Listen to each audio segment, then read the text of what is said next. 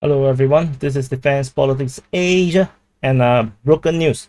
So the G7, after all these rumors about talking about putting a price cap on Russian oil, they have finally agreed to do it. So let's read this article. I actually haven't read it. I only saw the headlines. So let's read it together. So the members of the G7 have agreed to impose a price cap in a bid to hit Moscow's ability to finance the war in Ukraine. So all the finance ministers of G7 said this will help to reduce global energy price. Sounds like they have no idea how the economics works, and so the level will be based on a range of technical inputs. Basically, it means picking a number from the sky. So the they will stand with Ukraine for as long as it takes. I don't think it will take very long. So so the G7 includes UK, US, Canada, France, Germany, Italy, and Japan. So I think the weak link among the seven will be Japan and Germany, because Japan have no natural resources at all, and no easy way to get natural resources except through Russia.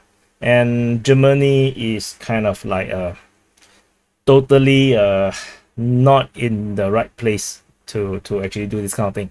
So they said that this price cap is specially designed to reduce Russian revenues. So, and they want to minimize the damaging economic fall of the conflict, especially on low and middle class countries. I think the rest is just nonsense. I don't think we need to read much of that anymore. And guess what the Russians say? Ta-da! The Russians just said, we won't sell you then. We will not sell to the country that will try to impose a price cap on its crude. So just like it.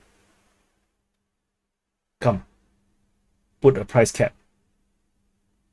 And so that is the Deputy Prime Minister Alexander Novak.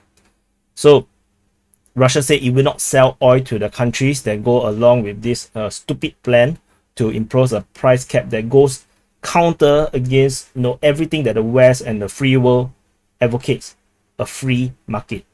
So we go against the free market economy, and we suddenly become a protectionist in a way that is not protectionist. Is kind of like offensiveness is such a word. And the G7 finance minister will trash out the plan to limit so they are still trying to figure out how to do that.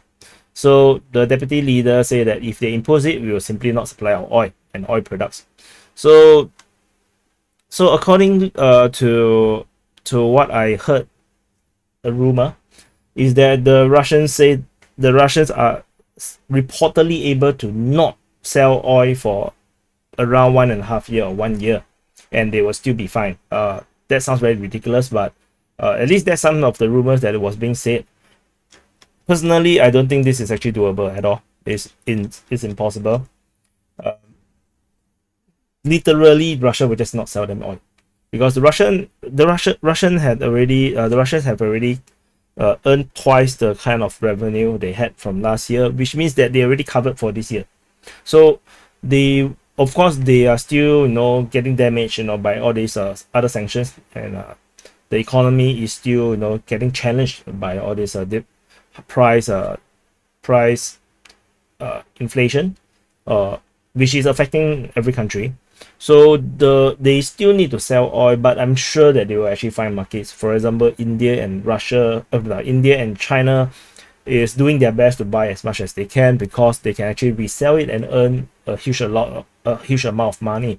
And I also understand that Saudi Arabia is also buying oil and gas from Russia, because it's cheap, and they are buying it for their own use, and then they are selling their so-called higher quality ones to the West.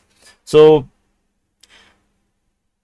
this makes no freaking sense. This is so counterintuitive against what the free world, which I'm in, advocates for, and this is a hugely hypocritical, and China is going to have a field day, in their propaganda against the West. So anyway, this is the broken news, and let me know what you think in the comments, and I'll see you in the next update.